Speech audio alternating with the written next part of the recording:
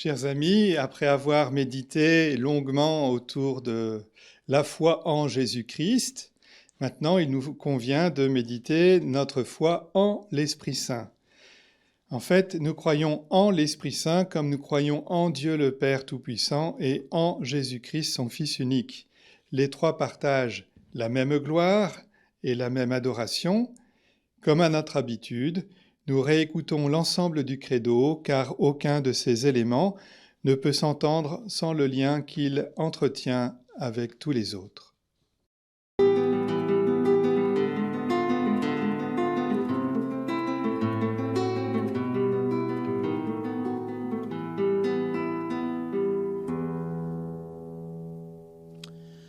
Je crois en Dieu, le Père Tout-Puissant, Créateur du ciel et de la terre, et en Jésus-Christ, son Fils unique, notre Seigneur, qui a été conçu du Saint-Esprit, est né de la Vierge Marie, a souffert sous Ponce Pilate, a été crucifié, est mort et a été enseveli, est descendu aux enfers.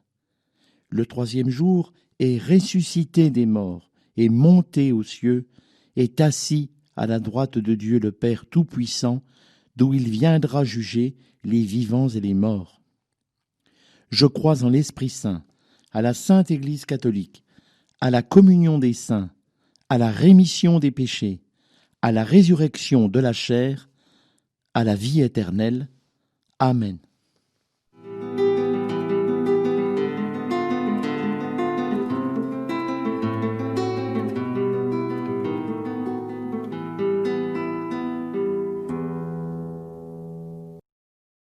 L'Esprit Saint est la troisième personne de la Trinité.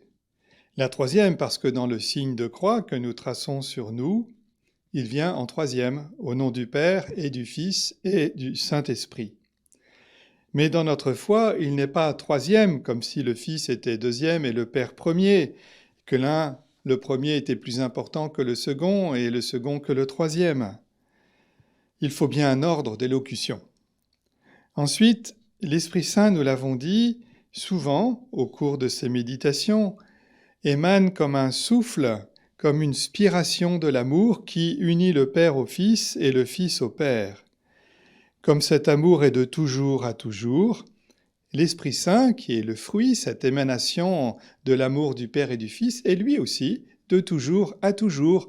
Il n'y a pas eu un moment, si j'ose dire, où il n'y avait pas l'Esprit Saint, puis il y a eu l'Esprit Saint. Il n'y a pas eu un moment où il n'y avait pas le Fils, puis il y a eu le Fils. De toujours à toujours, le Père engendre son Fils, et de toujours à toujours, le fruit de cette union, de cet amour, la manifestation de cet amour, c'est l'Esprit Saint. Au fond, s'il vient en troisième, c'est parce que nous l'avons connu en troisième. Il nous a été révélé par Jésus. On connaissait Dieu avant, on a connu Jésus, et c'est lui qui nous a parlé de l'Esprit Saint. Donc c'est plutôt un ordre de la révélation, dirions-nous, plutôt qu'un ordre d'importance. L'Esprit Saint est souvent le parent pauvre de nos homélies, voire de nos prières.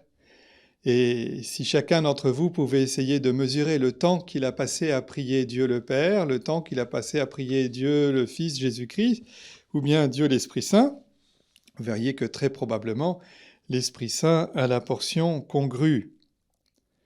Alors cette méditation pourrait nous rappeler que chacun reçoit normalement, et lui, l'Esprit Saint, chacune des trois personnes de la Trinité, mais lui, l'Esprit Saint devrait recevoir la même adoration et la même gloire de la part des prophètes, à part égale. Pourquoi donc le temps qui lui est accordé dans nos prières est plus faible ? Sans doute que par sa nature même, l'Esprit Saint est perçu comme plus insaisissable. Autant Jésus, les apôtres ont mangé et bu avec lui avant sa mort et après sa résurrection. Autant on ne peut pas dire la même chose de l'Esprit Saint. C'est principalement à Jésus, à vrai dire, que nous devons la révélation de l'existence du Saint-Esprit. Il y a bien quelques traces que nous reconnaissons a posteriori, c'est-à-dire à la relecture, une fois que l'Esprit nous a été donné par Jésus, on relit la Bible et on se dit « Ah, mais là, qu'est-ce qui était écrit qu'on n'avait pas vu ?» Eh bien, dès le 2e verset de l'Écriture, on nous dit que au commencement, Dieu créa le ciel et la terre et l'Esprit de Dieu planait sur les eaux. Voilà, l'Esprit de Dieu était déjà là. Et je vous ai dit au début, lorsque Dieu crée le monde, Dieu dit « faisons l'homme à notre image » et ce « faisons » n'est pas un pluriel de majesté, mais bien, encore une fois, la relecture de notre foi, l'association des 3 personnes de la Trinité qui se décident pour cette création, et non seulement pour la créer, mais pour l'accompagner et la sauver. Ça, c'est le projet de Dieu. L'Esprit donc planait sur les eaux. Mais on lit aussi au 11e chapitre du livre d'Isaïe, un grand prophète, on lit cette magnifique prophétie qui annonce la venue du Messie, sur qui reposera l'Esprit du Seigneur. Et je vous lis le texte d'Isaïe, qui n'est pas très long. « Un rameau sortira de la souche de Jessé, père de David. Un rejeton jaillira de ses racines. Sur lui reposera l'Esprit du Seigneur, esprit de sagesse et de discernement, entendez intelligence, esprit de conseil et de force, esprit de connaissance et de crainte du Seigneur, qui lui inspirera la crainte, c'est-à-dire l'adoration du Seigneur. » Vous reconnaissez la liste des 7 dons de l'Esprit Saint, qu'on chante dans le Veni Creator, qu'on reçoit le jour de la confirmation. Ces 7 dons que l'on invoque sur les confirmants le jour de la célébration de la confirmation étaient déjà en Jésus parce qu'il était le Christ, le Messie de Dieu. Jésus a été tellement et totalement disponible à l'Esprit. On peut dire que de Jésus qu'en raison de cette disponibilité, il était la voix de la sagesse et de l'intelligence. Il avait un esprit de conseil et de force, de connaissance, de crainte ou de respect de la volonté de son Père, envers qui il exerçait une obéissance et une adoration. Il priait Dieu, son Père. Souvenez-vous que lorsqu'il s'adresse à Marie-Madeleine, il dit bien « Je m'en vais vers mon Dieu et votre Dieu, vers mon Père et votre Père ». Et donc, il prie son Père aussi. Et on le voit prier en particulier à Gethsémani, lorsqu'il est affronté aux tentations d'éviter de boire la coupe de sa passion. Mais il le fera malgré tout, parce que c'est la volonté de son Père d'aller jusqu'au bout. Puis souvenons-nous que l'Esprit Saint, nous le connaissons aussi à travers ce que Jésus nous en a dit. Nous le connaissons plus encore parce que, par la volonté de Jésus, il nous a été donné au moment de son départ. Outre l'œuvre de salut que Jésus avait réalisée au milieu de nous, nous savons qu'il avait un grand désir de nous donner le défenseur, autre nom de l'Esprit Saint, l'Esprit de vérité, cet Esprit qui nous rappelle tout ce que Jésus a dit, qui témoigne en sa faveur, qui nous enseigne et qui nous a été remis sur la croix. Jésus, poussant un grand cri, remit l'Esprit. Alors une première conclusion est de nous dire que ce n'est qu'après la mort du Christ que nous avons vraiment pris conscience et connaissance de l'Esprit du Seigneur. Non pas qu'il n'existait pas avant, ou qu'il n'agissait pas avant, mais nous ne le savions pas comme nous le savons aujourd'hui.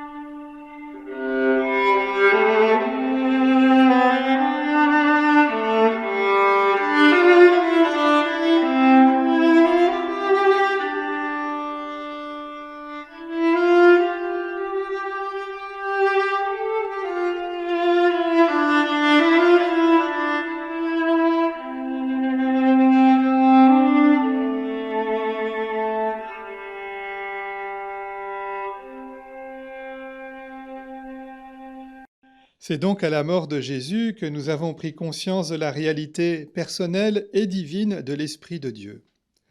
Cet Esprit, nous ne pouvons le voir, comme le vent qui en est l'image, mais nous en voyons les effets. Pour le vent, nous le voyons dans les feuilles des arbres qui bougent, ou dans les nuages qui se font et se défont sous son action. On entend parfois sa voix qui se faufile dans nos maisons, dans nos quartiers, lorsqu'il se fait fort. Jésus utilisera cette image du vent pour dire de l'Esprit que l'on ne sait ni d'où il vient, ni où il va, et que ceux qui sont nés de l'Esprit se conduisent aussi de cette façon. Pour l'Esprit Saint, le fruit de l'Esprit, notez le singulier, on ne dit pas les fruits de l'Esprit, on dit les dons, mais le fruit de l'Esprit est donné par saint Paul au 5e chapitre de l'Épître aux Galates, au versets 22 et 23. Ils sont 9, écoutez-les bien. « Voici le fruit de l'Esprit, dit Paul, amour, joie, paix, patience, bonté, bienveillance, fidélité, douceur et maîtrise de soi. » Voilà, lorsque quelqu'un est habité de l'Esprit Saint, qu'il vit selon cet esprit, qu'il conduit sa vie sous l'Esprit de Dieu, eh bien, il est traversé par tout cela. Pour le dire encore autrement, lorsque quelqu'un vient nous dire qu'il vit selon l'Esprit de Dieu, eh bien, c'est un peu au fruit de l'Esprit que nous pouvons vérifier si c'est vrai. Regardons la Vierge Marie, lorsqu'elle est traversée par l'Esprit Saint le jour de l'Annonciation, eh bien, elle répond oui par amour de Dieu. Elle dit toute sa joie à sa cousine Élisabeth, « Mon âme exalte le Seigneur, exulte de joie en Dieu mon Sauveur. » Ça déborde. Et vraiment, elle est habitée du fruit de l'Esprit. De même qu'elle vient rendre service à sa cousine, elle est pleine d'amour et de charité. Et ainsi de suite, on pourrait dire de cela de toute la vie de Marie. On peut le dire de toute la vie du Christ. Et ne croyons pas qu'un jour seulement, une fois seulement, il ait perdu la maîtrise de lui-même. Même lorsqu'il chasse les vanteurs du temple, certains disent « sainte colère », mais pas du tout. Il est passé la veille. Et habité de l'Esprit Saint, et du don de sagesse, de conseil et de force, donc de courage, le lendemain, il chasse les vendeurs du temple. Parce que ça ne va pas. Ils ont fait de la maison de son père une maison de marchands alors qu'elle devait être une maison de prière. L'Esprit Saint nous pousse parfois à des gestes prophétiques comme pour Jésus. Le fruit de l'Esprit est donc d'abord intérieur, mes amis. Il revient à chacun de le découvrir, de le goûter, de l'expérimenter, de le savourer. Et c'est à cela que nous reconnaissons sa présence dans nos vies. Vous avez bien entendu, je vous ai donné des verbes qui relèvent du goût, de l'intériorité. Ce n'est pas quelque chose qui se démontre. C'est peut-être quelque chose qui se voit dans le regard des gens. Ça, c'est possible. Mais c'est quelque chose qui relève de l'intériorité d'abord. Souvent, l'Esprit, lui qui demeure au fond de notre âme depuis notre baptême, il agit pour nous aider à prier. Souvenez-vous de ce que dit saint Paul. « Nul ne peut dire à Dieu Père, Abba, sans l'aide de l'Esprit Saint. » Et quand nous prions Notre Père, c'est une prière qui est trinitaire. Jésus nous tourne vers son Père et l'Esprit nous aide à le dire. D'emblée, on est dans la Trinité quand on prie le Notre Père. Mais l'Esprit Saint nous aide aussi à conduire notre vie. Alors je voudrais vous donner quelques petits indices comment nous pouvons conduire notre vie sous le regard de l'Esprit Saint. Ordinairement, ça c'est la vie quotidienne. L'Esprit Saint incline notre cœur, ou notre âme, à faire le bien et à éviter le mal. Et beaucoup d'entre nous, nous avons déjà éprouvé cela sous la forme d'un petit combat intérieur, un combat qu'on appelle spirituel. Peut-être que c'était un grand combat, ça peut arriver aussi. Il nous arrive de bien voir ce qu'il faut faire, le bien qu'il faut faire, mais on sent que ça va être un peu coûteux, qu'on va devoir perdre un peu de nous-mêmes. Et on hésite, et des fois on résiste au point de ne pas y arriver, ou des fois on bascule. Voilà, c'est ça la bataille spirituelle. On est tous passés par là. Enfin, j'espère que vous l'avez repéré. Et c'est comme ça que nous repérons que Dieu nous appelle, nous pousse par son esprit à aller du côté du bien. Voilà, nous pouvons voir, mais des fois nous ne consentons pas jusqu'au bout à ce que nous avons vu. Car l'Esprit de Dieu ne nous manipule pas. Il nous incline, il nous invite à aller de l'avant et du bon côté, mais on n'est pas des marionnettes dans les mains de Dieu. Ainsi, quand nous vivons bien, et là je donne des critères un peu plus forts, quand nous avons bien vécu dans notre journée, les paroles ont été bien dites, ce qui devait être fait a été bien fait, eh bien le soir, nous nous trouvons en joie.